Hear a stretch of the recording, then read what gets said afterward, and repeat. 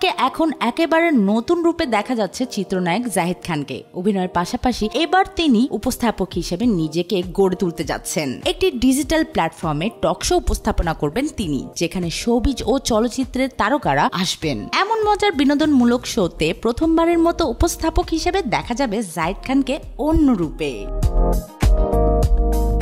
এই বিষয়ে তিনি নিজেই বললেন, প্রথম কিছু সবসময় স্পেশাল, আর এই প্রথম আমি দর্শকদের সামনে উপস্থাপক হিসেবে হাজির হচ্ছি।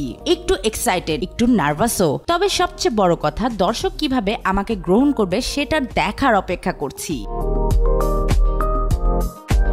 এছাড়া তিনি নতুন দায়িত্বের ব্যাপারে আরো বলেন, ঠিকানা বিদেশে থেকেও আমাদের দেশের চলচ্চিত্র ও সাংস্কৃতিককে তুলে ধরছে। আমি কৃতজ্ঞ যে তারা আমাকে এমন একটি চমৎকার অনুষ্ঠানে অংশ নিতে সুযোগ দিবে।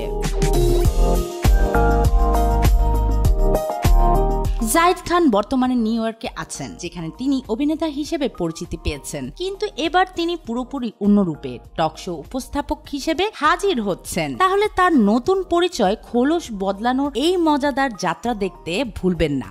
মেহনাজ খান, বাংলা টিভি।